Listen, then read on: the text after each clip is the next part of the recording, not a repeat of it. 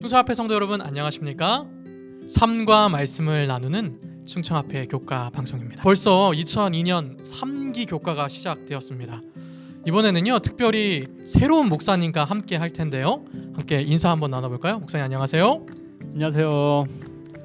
네, 이정원입니다. 네, 소개를 좀 자세히 해주시면 좋을 것 같아요. 어느 교회 누구신지 우리 성도 여러분께 다 알려주시면 감사하겠습니다.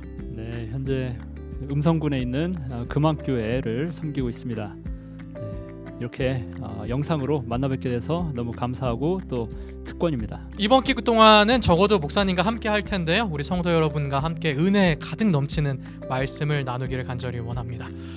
이번 주부터 시작하는 3기 교과의 총 제목이요 그리스도와 함께 받는 고난입니다.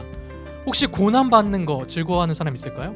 아마 대부분의 사람들은요 예수님을 믿고 그리스도인이 되었을 때에 예수님과 함께 길을 걸어가니 앞길은 푸른 초장이 펼쳐져 있고 평안하고 행복하고 안락할 것이다 라고 생각했을 것 같습니다. 그렇죠. 네. 저도 정말 그러길 바라고 신앙을 시작한 것 같습니다. 네, 가능하면 고난이나 역경은 없기를 바랄 것이죠. 그런데 우리는 사실은 죄로 가득한 세상 속에 살고 있으며 그렇기 때문에 필연적으로 크고 작은 고난들을 만날 수밖에 없습니다. 베드로전서 1장에는 뭐라고 얘기했습니까? 너희는 잠깐 근심하게 되지 않을 수 있다 없다? 없다라고 이야기를 했습니다. 그러니까 고난이 온다라고 하는 거죠. 믿음의 조상들의 삶을 봐도요 이렇게 평탄할 수 있을까 했던 사람은 별로 없는 것 같아요. 다들 어렵고 힘들고 고난 가운데 있었던 것 같습니다. 특별히 초대 교회의 사도들과 교인들 매 순간 고난 가운데 살았다고 해도 과언이 아닐 것이다 라고 저는 생각을 해봅니다. 네, 뭐 고난을 안 겪은 사람이 없죠. 네, 맞습니다. 목사님도 고난 많이 겪고 계신가 봐요. 저는요 사실 예전에 이 세상에서 저 혼자서만 고난을 겪고 있는 줄 알았어요. 네. 그만큼 외롭고 고난이 많았다 그런 말씀인 것 같아요. 그런데 중요한 사실은 무엇이냐면요 사실 우리가 혼자인 것 같고 고난 가운데 빠져 있는 것 같지만 그 가운데 예수님이 우리와 함께 하시고 예수님께서는 우리의 고난과 어려움을 아신다고 하는 것이죠. 이사야 53장 4절에도 예수님께서는 고난을 겪으셨고 그렇기 때문에 아신다라고 이야기합니다. 우리의 고난을 아시는 분이 히브리서 4장에 보면 뭐라고 말해요? 4장 16절에 그러므로 우리가 긍휼하심을 받고 때를 따라 돕는 은혜를 얻기 위하여 은혜의 보좌로 담대히 나아가자라고 이야기하거든요. 예수님을 아시고 우리를 도와주시기 위하여 늘 준비하고 계신다. 이번 기 교과의 저자는요 개빈 앤서니 목사님이십니다. 목사님의 배경을 보니까요 선교사의 자녀로 태어나서 스리랑카에서 자랐으며 또 영국에서 목회를 하셨고 아일랜드 합회장을 영임하신 걸로 되어 있더라고요. 목회자의 자녀시네요. 네, 목회자의 자녀시잖아요. 그렇습니다. 네. 고난 가운데 있었나요? 아니면 즐거우셨나요? 뭐 같이 그 모든 게 섞여 있죠. 네. 근데 저는 목사님의 삶의 배경을 보니까요 왜 목사님께서 고난이라는 주제를 선택하셨는가 조금은 이해할 수도 있을 것만 같았습니다. 선교사의 자녀로 사는 삶 쉽지 않잖아요. 또한 목회자의 자녀로 사는 삶도 저는 쉽지 않을 것 같습니다. 그리고 지금의 유럽의 상황 이 상황에서 고난 문제를 이야기하지 않을 수 없겠다 하는 생각이 좀 들었습니다. 네, 그래서요 성도 여러분 우리는 이번 기 교과를 통해서요 우리와 같은 성정을 가진 믿음의 조상들이 이 고난 문제를 어떻게 대면했는지 알아보고요 또 우리의 삶을 인도하시고 소망 주시는 분을 발견하며 교훈을 얻게 될 것 같습니다. 네, 교과를 시작하기 전에 우리 저번 주 행하였던 TMI 활동에 대해서 함께 나눠볼까요? 여기 보니까 3가지 활동이 있네요. 길거리 청소의 날을 실천해보세요. 길거리에서 좀 청소를 해보라는 거죠. 쓰레기도 좀 줍고요. 낡은 노트북이나 전자제품을 기증하세요. 시력이 안 좋은 분들에게 성경을 읽어주세요. 혹시 이 가운데 했던 일이 있으신가요? 아니면 다른 봉사도 괜찮습니다. 목사님 지난주에 그리스도의 향기를 품기는 어떠한 사역을 하신 적이 있으신가요? 네, 참 이거 읽으면서 마음이 찔리네요. 네. 근데 하나 좀 비슷한 거 하나 한 것 같아요. 그래도. 네. 우리 아이를 위해서 책을 읽어준 거. 아이가 시력이 안 좋진 않지만 한글을 알죠 이제는. 모르죠. 저희 아이 둘째는 이제 한 20개월 정도 됐는데 글쎄 그걸로 칠 수 있을까요? 아, 네. 어찌되었든 우리의 삶을 통해서 주변 사람들에게 예수님의 향기가 좀 퍼져 나가는 한 주가 되었기를 바랍니다. 네, 바랍니다. 네. 이번 주 교과 시작해 볼까요? 이번 주 교과 목자의 실현입니다. 안식일 성경절을 읽고 시작하겠습니다. 내 영혼을 소생시키시고 자기 이름을 위하여 의의 길로 인도하시는도다. 아멘. 안식일 내용에는요, 배신을 당해서 슬퍼하고 있는 은정 씨의 이야기를 소개합니다. 물론 은정 씨가 진짜 이름은 아니겠죠. 가명일 겁니다. 그녀는 가깝고 믿던 사람에게 배신을 당했어요. 그 사람을 정말 믿었는데 사실은 그 사람이 나에 대해서 미워하고 험담을 하고 있었던 거죠. 혹시 목사님 이런 경험 해보신 적이 있으십니까? 뭐 그런 기억은 이미 다 잊어버렸습니다. 아, 네, 훌륭하십니다. 근데 네, 지금 물어보시니까 네, 잊어버린 기억이 다시 좀 생각이 나려고 하는 것 같긴 한데 네. 다시 잊어버리겠습니다. 아, 네. 저는 대학교 다닐 때 친구에게 배신당한 경험이 있거든요. 예. 네, 무언가를 빼앗긴 경험이 있습니다. 네. 그래서 제가 그 친구를 상당히 미워했었는데, 사모님이 보실 텐데. 네. 그래서 더 좋은 사람을 만났다. 저는 이렇게 확신을 하고 예. 있습니다. 좋은 하나님께서 결론이시네요. 저에게 네. 가장 적합한 사람을 보내주시기 위해서 그러한 경험을 주시지 않았나 그런 생각을 해봅니다. 네, 아멘. 네, 은정 씨도요. 그 배신당한 경험 때문에 가슴이 무너져 내릴 것 같았는데 한 성경 구절이 떠올랐다라고 말합니다. 내 영혼을 소생시키시고 자기 이름을 위하여 의의 길로 인도하시는도다. 내가 사망의 음침한 골짜기로 다닐지라도 해를 두려워하지 않을 것은 주께서 나와 함께 하심이라. 주의 지팡이와 막대기가 나를 안위하시나이다. 아멘. 아멘. 정말로 그럴까요? 하나님께서 이 어둠의 음침한 골짜기 가운데서도 우리를 의의 길로 인도하실까요? 아마 이번 주 교과가 그 답을 줄 것 같습니다. 일요일 소지로 넘어가도록 하겠습니다. 일요일 여정의 인도자 목자입니다. 여호와는 나의 목자시니 내게 부족함이 없으리로다. 모든 일이 잘 풀려갈 때는 하나님께서 인도하시는 길에 대해서 의심하지 않고 아마 대부분의 사람들이 하나님께서 좋은 길로 인도하시는구나 이렇게 생각하기가 쉬울 것 같아요. 그런데 만약에 그 길 가운데서 고난을 만난다면 어떨까요? 성경은요, 하나님께서 우리의 길을 인도하시는 목자로 표현합니다. 이사야 40장에 보면 온순히 인도하신다라고 이야기하고, 에레미야 23장에서도 지방에서 모안에서 다시 우리를 돌아오게 하신다라고 이야기하고요. 에스겔 34장에서도 양을 찾아서 건져낼 거라고 얘기하고요. 요한복음 10장에서도 양을 위하여 목숨을 버리시고요. 베드로전서 2장에서도 돌아오게 하신다라고 이야기합니다. 그러니까 여기 나와 있던 목자의 그런 개념들을 보면 이런 것 같아요. 성경에 나와 있는 목장은 양의 필요를 채워주고요. 그들을 위하여 목숨을 내어 던지면서도 양들을 바른 목적지로 인도하는 존재가 아닐까 저는 생각이 들었습니다. 그럼 혹 오늘 우리가 고난 가운데 있더라도 우리 목자는 우리를 바른 길로 인도하는 것이다 라는 결론에 이를 수 있을 텐데요. 아멘. 하나님께서 정말 우리를 바른 길로 인도하고 계실까? 일요일 소지의 내용을 교훈은 잘 정리해주고 있습니다. 선한 목자이신 여호와 하나님은 우리를 바른 길로 인도하시고 당신의 품에 안아 보호하시며 마침내 영원한 안식처로 이끌어 주신다. 목사님, 이 말씀을 믿으십니까? 예, 믿습니다. 그러면 하나님께서 나의 삶을 인도하신다면 지난주에 우리의 삶이 얼마나 힘들고 어렵고 사실 고통 가운데 있다고 할지라도 그 가운데 바른 길로 인도하시기 때문에 감사한 일들이 분명히 있었을 것 같아요. 네, 지난주 감사한 일 하나만 소개해 주시면 좋을 것 같습니다. 참 감사한 일들이 뭐 많이 있죠. 항상 많이 있는데 목사님 표정은 감사하지가 않은 것 같아요. 고난 가운데 있는 것 같습니다. 아니 참 이게 우리 네, 저희 집에서는 네, 하루를 이제 마무리하면서 예배를 드릴 때 우리 가족들에게 오늘 하루 동안 살면서 감사했던 일 하나씩 네네. 함께 말하자고 하면서 이제 마무리를 하는데요. 오, 너무 좋네요. 저희 아이에게 그걸 질문을 하면 항상 아주 곤란해해요. 네, 무슨 답을 해야 될지 막 모르겠다고, 왜 아빠는 맨날 이런 걸 물어보냐고 막 그러거든요. 네, 막상 이 질문을 제가 또 받으니까. 네, 네. 그래서 요즘 새벽 기도를 하고 있어요. 교회에서. 네. 새벽 기도회를 하는데 새벽 기도회를 이렇게 하고 나면은 참 너무 감사합니다. 음, 우리 성도님들께서 그 말씀을 함께 나누시면서 음. 행복해하시는 모습을 보는 게 또 너무 감사하고 어허. 새벽 기도회를 이렇게 하면서 보면은 여러 가지 일들이 네네. 좀 이렇게 순조롭게 진행되고 해결되는 것 같은 그런 느낌을 받아서 예. 그저 이제 새벽 기도회를 할 수 있는 성도님들이 계신 것에 대해서 너무 감사합니다. 예. 아멘.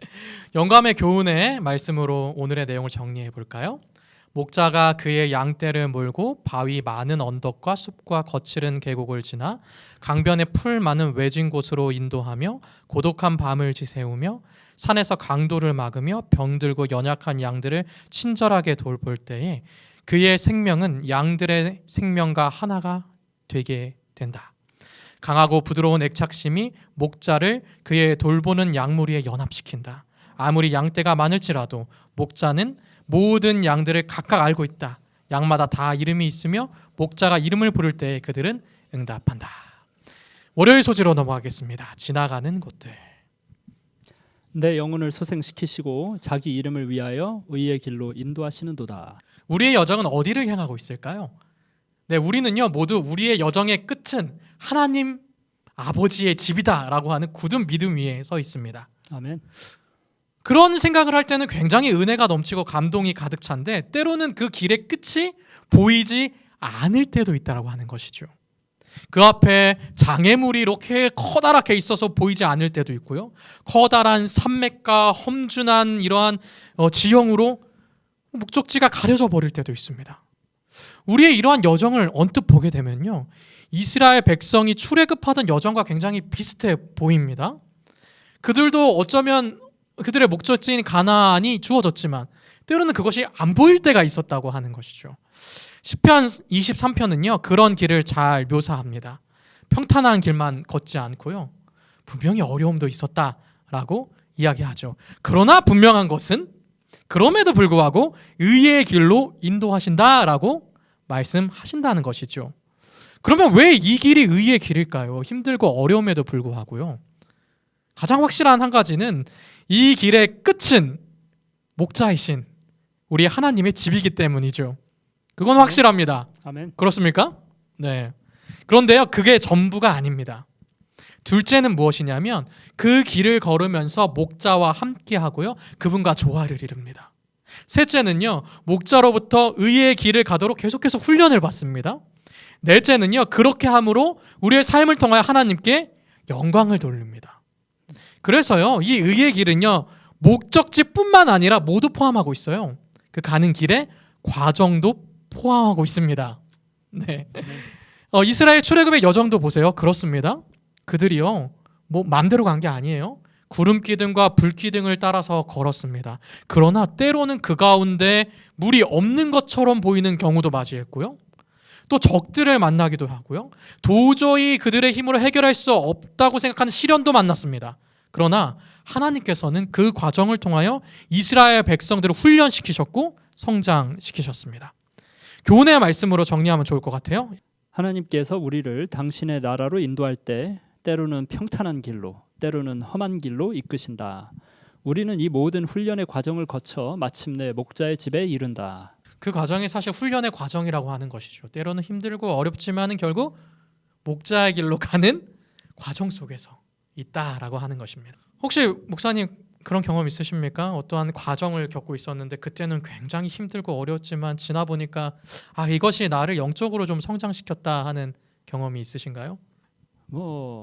진짜 과거에 이 땅에 태어나서 지금까지 살아온 모든 순간들이 다 하나님께서 성장할 수 있도록 이제 허락하신 그런 모든 순간들이었다고 생각하고요. 이건 현재 진행형이죠. 네네. 네, 지금도 어려움들, 네네. 항상 매일마다 매 순간 어떤 생각지 않은 때 또 맞닥뜨리고 씨름을 합니다만은 글쎄요, 특별히 이렇게 좀 지금 생각해 보자면은 개인적으로 이 마음 속에서 네네. 이렇게 어떤 불안한 생각이나 슬픈 생각이나 어떤 절망적인 생각이나 그런 것들로 힘들었던 때가 있습니다. 네네. 지금도 그런 어떤 시험을 전혀 당하지 않는 것은 아니지만은 네, 네. 그런 시험들이 막 이렇게 이르러 오는데 네. 되게 막 그거를 어떻게 대처해야 될지 참 모르겠더라고요. 네, 네. 그럴 때가 있죠. 그러니까 뭐 무슨 책을 좀 더 읽어봐야 되나 무슨 어떤 뭐 모르겠어요. 하여튼 무슨 이제 직업을 바꿔봐야 되나? 예, 뭐 아니면은 뭐 뭐랄까 이 나라를 떠야 되나? 아하, 예. 굉장히 힘드셨군요. 네. 하여튼 뭐 네, 여러 네. 가지 막 고민들을 많이 하던 그런 때가 있었습니다. 네, 네. 그런데 하나님께 너무 힘드니까 이제 간절하게 기도를 했어요. 네, 네. 간절하게 기도를 하는데 하나님이 저에게 뭐를 알려주시냐면은 바로 너가 지금 하고 있는 그 기도를 네, 네. 쉬지 말고 해봐라. 아, 그거를 그냥 때때로만 하지 말고 그 성경에도 쉬지 말고 기도하라는 말씀이 있잖아요. 그렇죠. 제가 살면서 그 말씀을 옛날부터 알았지만은 막상 삶에서 실천을 네, 네. 별로 해보지 못했었더라고요. 그래가지고 그래 더 좀 쉬지 말고 틈 날 때마다 하여튼 기도를 열심히 해보자.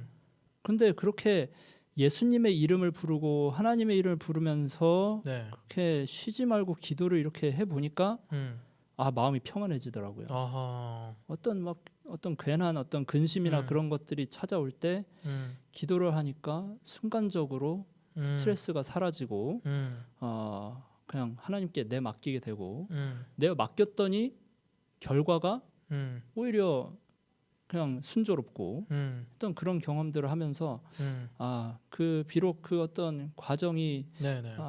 제 입장에서는 상당히 힘들었지만 결과적으로는 영적으로 성장하게 된 그런 경험이 있습니다. 네, 아멘. 참 어려운 순간이었지만 또 믿음으로 한 단계 성장되게 된 것 같습니다. 영감의 교훈은 우리에게 이렇게 말합니다.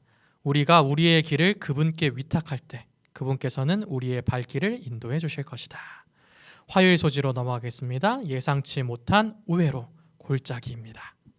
내가 사망의 음침한 골짜기로 다닐지라도 해를 두려워하지 않을 것은 주께서 나와 함께 하심이라. 주의 지팡이와 막대기가 나를 안위하시나이다. 의의 길을 걸어가다 보면 정말 우리가 지금까지 계속 얘기했듯이 사망의 음침한 골짜기를 걷게 됩니다. 중동 지역에 우리가 지리를 완벽하게 알지 못하지만은 그곳에는 깊은 골짜기가 있고 물이 흐르는 와디라고 하는 곳이 있죠. 아마 이 시를 쓴 다윗은 거기를 생각한 것 같습니다. 그런데 문제는 무엇이냐면 양은 분명히 누구를 따라가고 있어요. 목자를 따라가고 있다라고 하는 것이죠. 네. 그럼에도 불구하고 음침한 골짜기를 지나가게 된다라고 하는 것입니다. 다윗의 생애를 보면요, 저는 이게 더욱더 이해가 됩니다. 그가 뭐 이스라엘 왕이 되고 싶었나요? 아니잖아요. 하나님께서 부르셨고요. 그가 뭐 나쁜 일 했나요? 하나님을 욕되게 하고 있는 골리앗을 물리친 것뿐입니다. 근데 그때로부터 그는 사망의 음침한 골짜기 속으로 갈 수밖에 없었다고 하는 것이죠. 네. 그러나 분명한 것은 그 길은 지금 누가 인도하고 계신다고요? 목자가 인도하고 계신다고 하는 것이죠. 그렇기 때문에 다윗은 두렵지 않았다라고 하는 것입니다. 교훈의 내용을 한번 읽어주시겠습니까? 의의 길을 따라 걸어가는 동안 때때로 예상치 못한 우회로를 만나게 된다. 하지만 사망의 음침한 골짜기를 지날 때에도 목자는 나와 함께 하신다. 네. 혹시 사망의 음침한 골짜기를 만나서 이게 정말 목자가 인도하는 길이 맞나 이렇게 의심해 본 경험이 있으신가요? 그 의심과 네. 싸우는 게 인생인 것 같습니다. 네. 신앙인으로서 특히 네네. 그 의심을 사단이 이렇게 자꾸 불러 일으키려고 하는 것 같습니다. 네, 참 어려운 문제인 것 같아요. 저도 필리핀에서 유학 생활을 잠깐 했었는데 그때는 사실 더 높은 공부를 하고 싶어서 또 새로운 공부를 하고 싶어서 갔었는데 어찌나 외롭던지 제가 여기 괜히 왔나 잘못된 선택을 한 게 아닌가 그런 생각을 많이 했습니다. 근데 지나고 보니까 그 경험이 참 좋았어요. 저에게 영적으로 성장이 많이 되었고 또 그곳에서 젊은 청년들을 만나서 함께 사업해 볼 수 있었던 좋은 기회였습니다. 제가 충청 앞에 나와 보니까 언제 그런 젊은 청년들과 함께 하나님의 사업을 할까? 그때 아니었으면 못했다 그런 생각이 듭니다. 네. 영감의 교훈으로 마무리해 보겠습니다. 읽어주세요. 우리가 쓴 물을 마시지 않으면 안 될 때 쓴 것에 대한 생각을 돌이켜 보배롭고 광명한 허락의 말씀들을 생각하라. 시련 속에서도 주님의 은혜는 인간의 영혼에게 보장을 줄 수도 있고 우리가 임종의 침상 곁에 서서 그리스도인이 훌륭하게 이겨내는 고난과 죽음의 골짜기를 목격하게 될 때 우리는 활동할 힘과 용기를 얻게 되고 예수님께 영혼들을 인도하는 일에 있어서 실패하거나 실망하지 않을 것이다. 아멘. 수요일 소식은 또 예상치 못한 우회로를 이야기합니다. 원수의 복전이죠. 그리스도인들도요, 살다 보면 원수 같은 사람을 만나게 되죠. 우리가 원수를 사랑하라고 하는 예수님의 말씀을 듣고요. 또 로마서 12장에 바울은 할 수 있으면 모든 사람과 더불어 평안하라고 하고요. 원수 갚지 말고 진노하심에 맡기라고 하지만 원수를 만나고요. 때로는 걷잡을 수 없는 감정에 휩싸일 때도 있습니다. 오늘 원수를 만나신 건 아닌가요, 혹시? 오늘 원수 안 만났습니다. 오늘은 행복한 사람들만 만났습니다. 그런데 우리가 정말 예수님의 말씀처럼 아니면 성경의 바울의 얘기처럼 그렇게 살 수 있을까? 정말 쉬운 일이 아님을 사실 잘 알거든요. 목사님 원수 없으시죠? 저요? 네. 글쎄요. 성경에서 원수를 사랑하라고 하시니까 네네. 달리 말하면 원수가 있어야 된다는 거 아닌가요? 네. 사랑하고 계신가요? 그런데 우리 성도님들도 아마 마찬가지실 거예요. 원수를 사랑하라고 하지만 그게 말처럼 쉬운 것은 아니라고 하는 것이죠.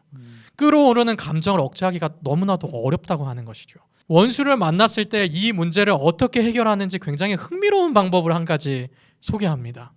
그 방법이 무엇이냐면 원수를 아예 의식하지 않는 겁니다. 이게 내 원수다! 내가 어떻게 복수를 할까? 아니면 어떻게 갚아줄까라는 생각을 아예 하지 않는 거예요. 대신에 하나님을 바라봅니다.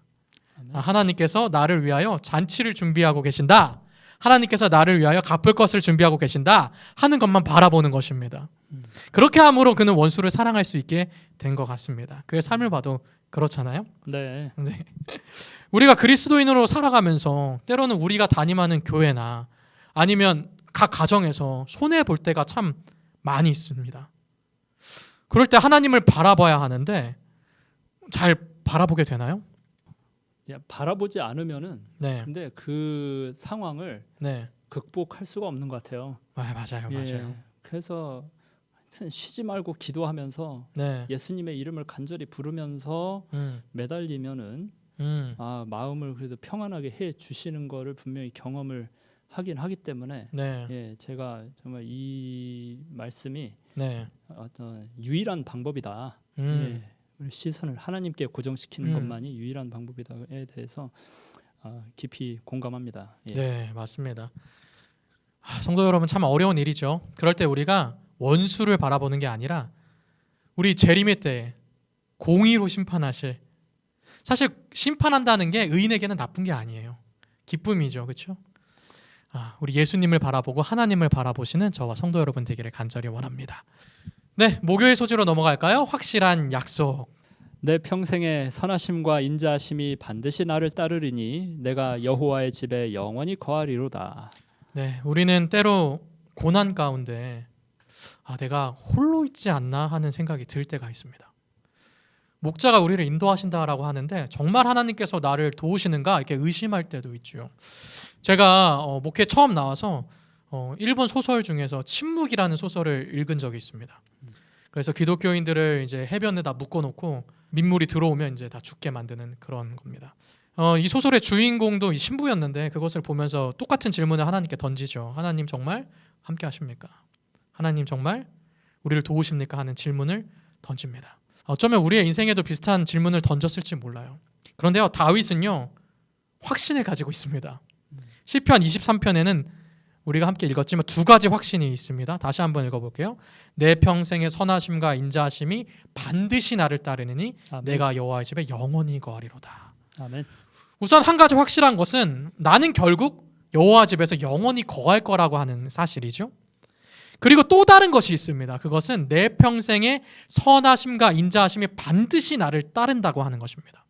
이게 원어로 보면 더 강력한 의미로 다가옵니다. 원어의 뜻을 보면요, 선하심과 인자하심, 하나님의 선하심과 인자하심이 반드시 나를 끝까지 추적해 온다라고 하는 뜻을 담고 있습니다.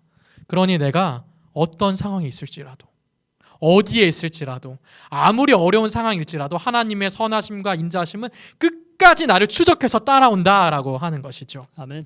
어려움과 고난처럼 보이는 순간에도 하나님은 우리와 함께 하시고 그분의 선하심과 인자하심으로 결국 나를 따라올 것입니다. 교훈의 내용으로 정리해 볼까요? 비록 우리의 여정에서 깊은 골짜기를 지나고 원수에게 둘러싸인다 할지라도 우리 하나님의 선하심과 인자하심은 끝까지 우리를 인도할 것이다. 네, 이번 주 교과는요. 금요일 더 깊은 연구를 통해서 정리하면 좋을 것 같습니다. 최후의 승리를 얻을 사람들은 그들의 신앙생활에 있어서 무서운 당혹과 시련의 시기를 겪을 것이다. 그러나 그들은 담대함을 잃어서는 안 된다.